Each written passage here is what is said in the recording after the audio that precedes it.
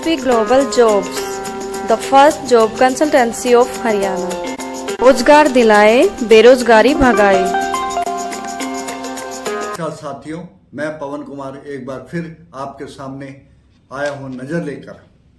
हमारा आज का विषय चुनावी दंगल यानी राजनीतिक दंगल, राजनीतिक जो माहौल बना हुआ है और दिन प्रतिदिन प्रचार तेज होता जा रहा है। जो उम्मीदवार रेवाड़ी विधानसभा से चुनाव लड़ रहे हैं और चिरंजीव राव जो कांग्रेस के टिकट पे चुनाव लड़ रहे हैं और पहले वो इससे पहले वाले चुनाव 2019 के चुनाव में वो रेवाड़ी से विधायक बने, तो इस बार भी वो जोर शोर से मैदान में है। अब प्रश्न ये उठता है कि चिरंजीव राव क्या चक्रव्यूह को तोड़ पाएंगे या चक्रव्यूह में फंस कर रह जाएंगे। मेरा कहने का अर्थ ये है कि इस विधानसभा चुनाव में चिरंजीव बाजी मार ले जाएंगे, चिरंजीव राव बाजी मार लेंगे या फिर उन्हें भी हार का सामना पड़ सकता है। तो कुल मिला के देखा जाए तो दो प्लेटफॉर्म हैं जो चिरंजीव को कहीं ना कहीं मजबूत करते आ रहे हैं। एक तो कैप्टन हाउस जो उनके पिताजी 6 बार लगातार विधानसभा चुनाव जीत चुके थे, उससे पहले दादा थे, वो 3 बार वो भी विधायक बने और एक बार वे स्वयं 2019 के चुनाव में भी विधायक बने। तो देखा जाए कि दादा से लेके पोते तक वे रेवाड़ी विधानसभा से जीतते आए, एक आध मामले को बीच में छोड़कर। लगभग देखा जाए तो एक बार कर्नल राम सिंह जीते, एक बार बाई जी जीती और एक बार अरेंद्र कापड़ीवाल जीते। बाकी इसके अलावा इसी परिवार का यहाँ पे दबदबा रहा। तो जो कैप्टन अजय का जो वोट बैंक है, कैप्टन हाउस का जो वोट बैंक है, उसकी भी ये एक तरह से तीसरी पीढ़ी है जो मैदान में है। चिरंजीव राव तीसरी पीढ़ी के नेता हैं। तो एक तो चिरंजीव राव के बारे में हम ये कह सकते हैं कि उनका नरम स्वभाव कहीं ना कहीं लोगों पे असर डालता है, जो एक तरह से पॉजिटिव पॉइंट है। दूसरा, उनका एक प्रयास रहा कि युवाओं को अपने से जोड़ो। वहाँ भी उन्हें काफ़ी हद तक कामयाबी मिली है। तो जो यूथ है उनमें वो अपनी पहचान बना चुके हैं, उनमें अपनी पकड़ बना जा चुके हैं। इससे जो पहले की पीढ़ी है कैप्टन अजय सिंह यादव ने, वो पीढ़ी में भी कैप्टन अजय यादव का पूरी पकड़ है, क्योंकि लगातार 6 बार चुनाव जीतना मतलब नींव इतनी मजबूत है जिसे आसानी से मतलब हिलाया नहीं जा सकता। वो बात और है कि 2014 के इलेक्शन में रणधीर कापड़ीवाल यहाँ से निकाल ले गए, मोदी की लहर के कारण निकाल ले गए कि भाई, और अच्छे उन्होंने वोट लिए, यहाँ से अच्छे मार्जिन से वो जीते। लेकिन इस बार परिस्थितियां विपरीत हैं। कांग्रेस कहीं ना कहीं भारतीय जनता पार्टी से 2 कदम आगे नजर आ रही है।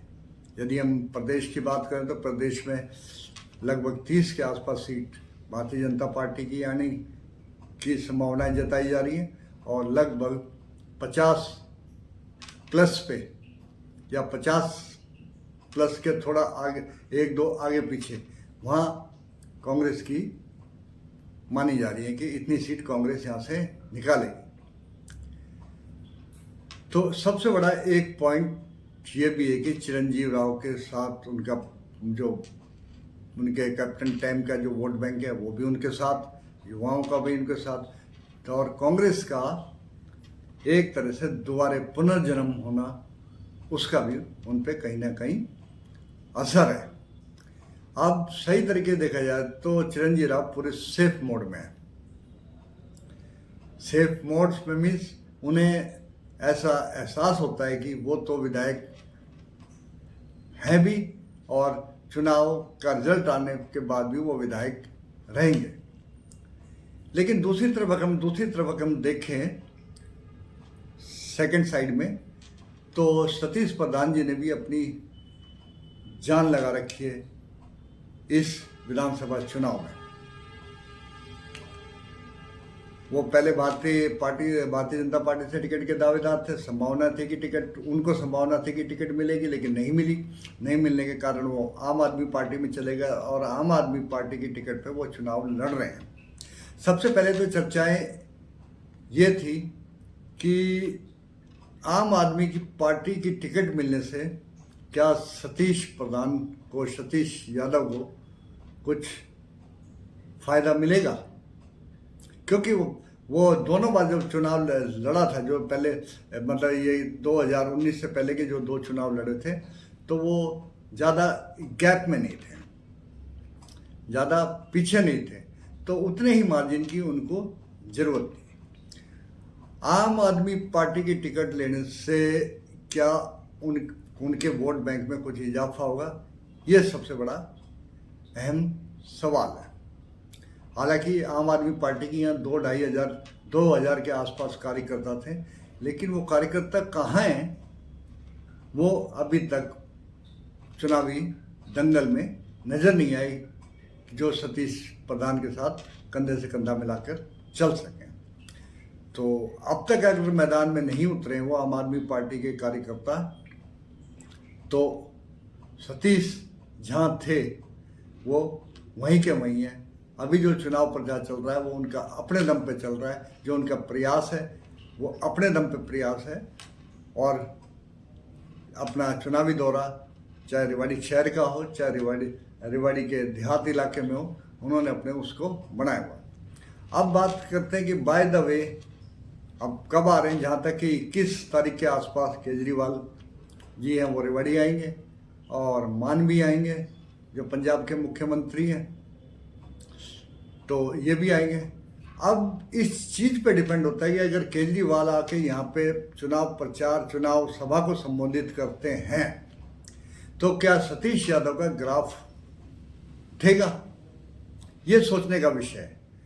अगर केजरीवाल की रैली के बाद अगर यहाँ से ग्राफ उठता है, जब भी केजरीवाल की रैली है 3-4 दिन 1-2 दिन में पता लग जाएगा कि किस तारीख को आ रहे हैं, तो यदि उनका उस चुनावी सभा से उनका मतलब चुनाव उठता है, तब तो निश्चित रूप पे आम आदमी पार्टी के जो पुराने कार्यकर्ता हैं, जो वाकई आम आदमी पार्टी से जुड़े थे, ना कि किसी विशेष व्यक्ति से, वो सतीश प्रधान के साथ आ सकते हैं। तो उनके आने से एक तो उनके कार्यकर्ताओं का जो सिस्टम है, जो टीम सिस्टम है, उसमें कहीं ना कहीं सतीश प्रधान को फायदा होगा।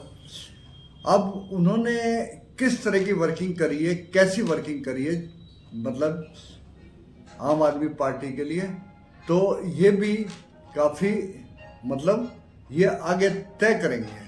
ये भी बाद में पता लगेगा कि भाई उनकी मेहनत थी वो प्रैक्टिकल रूप से सतीश प्रधान के साथ आ पा रही है या नहीं आ पा रही।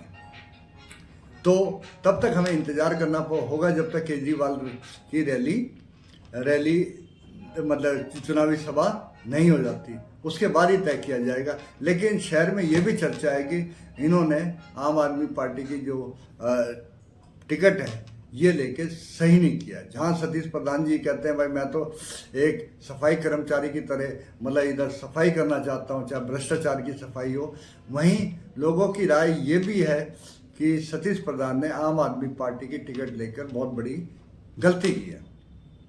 अब आती है बात लक्ष्मण यादव की।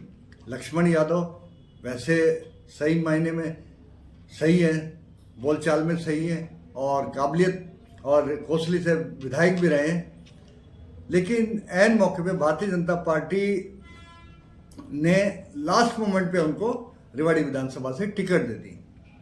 उम्मीद उन्हें भी नहीं थी कि भाई उन्हें रेवाड़ी से टिकट दी जाएगी। क्यों? उन्होंने जो प्रयास किए, जो कुछ किया उन्होंने कोसली में किया, और कोसली में वो चुनाव अपने दम पर लड़ सकते थे। लेकिन जब रेवाड़ी विधानसभा की बात आ गई, उन्हें रेवाड़ी विधानसभा से टिकट दी गई, तो वे आत्मनिर्भर नज़र नहीं आ रहे। मतलब लक्ष्मण यादव इस वक्त आत्मनिर्भर नहीं है।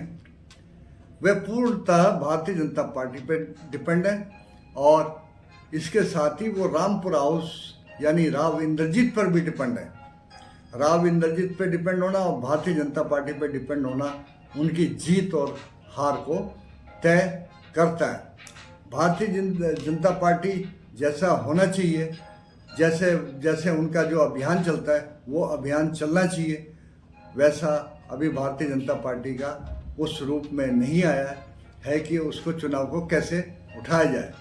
और राव इंद्रजीत ने इतनी सभी जगह से, लगभग अहिरवाल में सभी जगह से अपने उम्मीदवार उतारे हैं, तो उनका ध्यान सबकी तरफ है। वो अटेली की तरफ भी ध्यान दे रहे हैं, वो बावल की तरफ भी ध्यान दे रहे हैं और कोसली की तरफ भी ध्यान दे रहे हैं। यानी उनकी प्रतिष्ठा भी राव इंद्रजीत की दांव पर लगी हुई है कि उन्होंने जो भी भारतीय जनता पार्टी ने जहाँ की भी टिकट मांगी, भारतीय जनता पार्टी ने दी उनको टिकट। अब उन्होंने आश्वासन भी दिया कि वे हर जगह से उम्मीदवार को जिता के लेके आएंगे और जिता के लेके आएंगे, ये उन्होंने मतलब माना है, ये उन्होंने आश्वासन दिया। अब देखना है कि राव इंद्रजीत की क्या कूटनीति होगी, क्या नीति होगी कि वो इतने मोर्चे पे एक साथ अपने उम्मीदवार को जिता के लाते हैं। हालांकि काम बड़ा कठिन है। राव इंद्रजीत की पकड़ तो मान सकते हैं कि वह उनकी पकड़ हर जगह, हर इलाके, हर विधानसभा में है, लेकिन जो पकड़ उनकी है, क्या वो राव इंद्रजीत के कहने पर जो उम्मीदवार है उनका साथ देने के लिए तैयार हैं? क्यों, ये एक सबसे बड़ा प्रश्न है। आज मान लेते हैं रेवाड़ी विधानसभा में पिछले 2019 में उन्होंने करिश्मा कर दिखाया कि सुनील मुसेपुर को इतनी वोट दिलवा दी। हाँ, अगर उतनी वोट दिलवाने में वो कामयाब हो जाते हैं, रेवाड़ी से जितनी सुनील मुसेपुर को दिलवाई थी, तो निश्चित रूप से जो लक्ष्मण यादव हैं वो चिरंजीव राव को एक तरह से हरा सकते हैं। चिरंजीव राव को मतलब परास्त कर सकते हैं। मतलब लक्ष्मण प्लस भाजपा प्लस राव इंद्रजीत का वोट बैंक अगर मिल जाता है, ये कंपाइन हो जाता है, ये जुड़ जाता है, तब चिरंजीव राव को बहुत भारी टक्कर मतलब लक्ष्मण यादव से मिल सकती है। और इन दो विधायकों के जो आपसे आमने सामने की टक्कर में कहीं ना कहीं सतीश प्रधान वो भी कहीं ना कहीं बीच में झाड़ू को घुसाकर कहीं ना कहीं मतलब इस चुनाव को, आमने सामने की लड़ाई को त्रिकोणीय मुकाबले में कन्वर्ट करने की कोशिश करेंगे। और तो हो सकता है कि वो इन दोनों की आमने सामने की लड़ाई में कहीं अपना भी स्थान बना जाए, तो ये भी संभव है। प्रशांत सन्नी है, वो अपनी एक तरह से मस्त है अपने चुनाव प्रचार, उन्हें ज़्यादा इतना कुछ चिंता नहीं है। उन्हें तो ये है कि मुझे जनसभा करने हैं, मुझे ये करना है, मैं पब्लिक के लिए करूँगा, मैं जनता के बीच जाऊँगा, मुझे विधायक बना दो, मेरे को चुनाव जितवा दो। बस वो दाव पेच की राजनीति में कहीं भी दूर दूर तक नज़र नहीं आ रहे। और जो विजय सोमानी जी हैं, उन्होंने पिछले 5 चुनाव लड़े विधानसभा के, 5वां 6वां चुनाव ये विधानसभा का लड़ रहे हैं। हालांकि 2000 के चुनाव के बाद उनकी वोट बैंक था वो धीरे धीरे घटता चला गया और अब उनमें भी एक नया जोश पैदा हुआ जब से बसपा और इनेलो का गठबंधन हुआ और वो बसपा और इनेलो के संयुक्त उम्मीदवार बसपा की टिकट पे चुनाव लड़ रहे हैं। तो उम्मीद की शम्मा कहीं ना कहीं तो उनको जलती नजर आ रही है। लेकिन ये सारी चीज़ें उनको भी अगर कंपटीशन में आना है, मतलब इसको चुनाव को और रोचक में बनाना है, अपना जनाधार बनाना, तो उन्हें अपना चुनाव प्रचार को तेज करना पड़ेगा। और राष्ट्र नवचेतना जो उनकी निजी एक संस्था थी, जो एक ऑर्गेनाइजेशन थी, वैसी वर्किंग एक तरह से अगर दोबारा 10-12 दिनों में 15 दिनों में एक्टिव हो जाती है और बसपा और इनेलो के जो कार्यकर्ता हैं वो भी संयुक्त रूप से विजय सोमानी का साथ देते हैं, तो वो भी इस चुनावी दंगल में अपना एक अलग स्थान बना सकते हैं। अब देखा जाए तो वोटों का बंटवारा किस तरह होगा। फैक्ट है सीधा कि भाई वोटों का बंटवारा किस तरह होगा। अब सबसे पहले हम यादव कम्युनिटी की बात करते हैं। यादव कम्युनिटी की जो वो है, वोट बैंक है, वो लगभग ऐसा माना जा सकता है कि राव इंद्रजीत जी ने अगर पूरा जोर लगा दिया तो वो वोट बैंक जो यादव कम्युनिटी का वोट बैंक है, अहिर वोट बैंक है, वो कैप्टन अजय यादव के पुत्र चिरंजीव राव और दूसरा लक्ष्मण यादव के बीच बढ़ता नजर आ रहा है। फिर विचारधारा की बात आती है, विचारधारा की भी कांग्रेस और भारतीय जनता पार्टी की विचारधारा के में भी बढ़ता आ रहा है। तो लगभग कैप्टन और जो राव इंद्रजीत हैं उनका अपने रेवाड़ी विधानसभा में हम ये कह सकते हैं कि दोनों का अहिर वोट बैंक पे बराबर कब्जा नजर आ रहा है। तो इस स्थिति में लक्ष्मण और चिरंजीव राव आमने सामने। अब बात आती है दलित वोट बैंक की। दलित वोट बैंक जो है वो संविधान के मुद्दे को लेके भारतीय जनता पार्टी से दूर जाता नजर आ रहा है। मतलब कि उनके जो दिमाग में जो बैठ गया है कि भारतीय जनता पार्टी हमारे संविधान को बदलना चाहती है, मतलब हमारे पक्ष की बात नहीं करना चाहती। तो ये जो विषय है वो भारतीय जनता पार्टी के लिए हानिकारक हो रहा है, जिसका फायदा कांग्रेस पार्टी के कांग्रेस पार्टी के उम्मीदवार को ही मिलने की बात होती है, जिसका फायदा अगर संविधान की जहाँ बात होगी तो उसका फायदा निश्चित रूप से कांग्रेस को मिलेगा। अब दलित वोट बैंक का एक तो संविधान की बात है। अब संविधान के मुद्दे पर भी कई जगह दूसरी जो दलित संगठन है, दलित पार्टियां, उन पे भी, चाहे उसमें बसपा की पार्टी हो, भारतीय बहुजन समाजवादी पार्टी हो, बहुजन समाजवादी पार्टी के जो होंगे वो भी नहीं चाहेंगे कि संविधान बदला जाए। वो भी भारतीय जनता पार्टी की इस स्टेप का विरोध करेंगे। और आम आदमी पार्टी के जो दलित तबका है वो भी नहीं चाहेगा कि भाई संविधान बदलने की बात भारतीय जनता पार्टी कहे। तो इस हिसाब से देखा जाए तो दलित वोट बैंक है वो भारतीय जनता पार्टी को, बेशक उसमें उनको कम कामयाबी मिले, दलित वोट बैंक उनके तरफ उसका रुझान कम हो, लेकिन थोड़ा थोड़ा करके ही सही वो कांग्रेस से भी कुछ अलग बसपा के कारण शिफ्ट होगा और कुछ आम आदमी पार्टी के कारण इससे दूर जाएगा, कांग्रेस से दूर जाएगा। तो इस हिसाब से देखा जाए तो जो दलित वोट बैंक रहेगा उसका सारा फायदा कांग्रेस को शायद ना मिले। हो सकता है कि इन सबसे ज़्यादा मिले, लेकिन सारा फायदा ना मिले।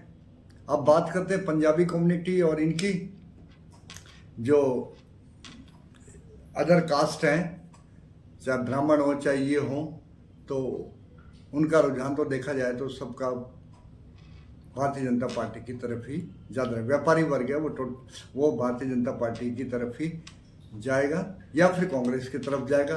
वो किसी अन्य की तरफ जाने की संभावना नजर नहीं आ रही है। अब पिछड़े वर्ग की बात करें, पिछड़े वर्ग का वोट बैंक कहाँ जाएगा? आप पिछड़े वर्ग की अब बात करें तो वोट बैंक के बारे में, तो जो मुख्यमंत्री मनोहर लाल को मुख्यमंत्री पद से हटाकर नायब सैनिक को बनाया था, तो उसका मुख्य कारण ये था कि बैकवर्ड क्लास की जो वोट है उनको पूरे स्टेट में अपने साथ जोड़ो, चाहे वो सैनी हो, चाहे अदर कास्ट हो, चाहे कोई भी हो। तो बीसी के वोट को लेने के लिए उन्होंने नायब सैनी को हरियाणा का मुख्यमंत्री बनाया। तो नेचुरली और कहीं की बात करें या ना करें, लेकिन सैनी या बैकवर्ड क्लास के जो अदर्स कम्युनिटीज़ हैं, बैकवर्ड अदर क्लास है, तो मुख्यमंत्री को देखते हुए हो सकता है कि उनका रुझान भारतीय जनता पार्टी की तरफ हो जाए। कितना होगा ये मैं नहीं कह सकता कि कितने प्रतिशत होगा, लेकिन ये है कि कुछ ना कुछ भारतीय जनता पार्टी के हिस्से में भी जाएगा और कुछ हिस्से में कांग्रेस के भी जाएगा जो बैकवर्ड क्लास का वोट है। और तीसरा ये भी है कि भाई आम आदमी पार्टी के कारण भी, क्योंकि उसमें भी एक तरह से हाँ, अपर क्लास से ज़्यादा जो मेजोरिटी है, मेजोरिटी वो मीडियम और लो क्लासेस की, तो उसका फ़ायदा कहीं ना कहीं आम आदमी पार्टी को भी मिलेगा। यानी कि कुल मिला के ये कहा जा सकता है कि जो बीसी की जो वोट होंगे वो 3 पार्ट्स में डिवाइड होंगे। अब इन तमाम परिस्थितियों से जितने जो आकलन हमारे सामने आ रहे हैं, तो एक प्रश्न खड़ा होता है, क्या चिरंजीव चक्रव्यूह को तोड़ पाएंगे या इसी चक्रव्यूह में फंसकर रह जाएंगे। चुनाव के लिए लगभग 13-14 दिनों का समय है।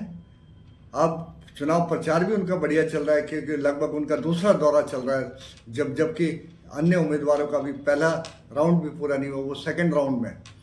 तो परिस्थितियाँ जो प्रैक्टिकल जो चीज़ नज़र आ रही है वो तो चिरंजीव राव के पक्ष में डाल जा रही है। लेकिन जहाँ चुप्पी वाली बात आ रही है, जहाँ विदाउट कैलकुलेशन, जहाँ मतलब कैलकुलेशन करने की बात आ रही है, कैलकुलेशन के हिसाब से कहीं ना कहीं चिरंजीव राव भी संकट में पड़ सकते हैं। वे चक्रव्यूह में घुस तो जाएंगे, लेकिन चक्रव्यूह को तोड़ने में कहीं ना कहीं रुकावट आएगी और हो सकता है कि परिणाम कुछ ऐसे आए जिसकी रेवाड़ी की जनता मतलब उम्मीद भी ना करे। इसलिए पहले आकलन लगाना बड़ा मुश्किल है।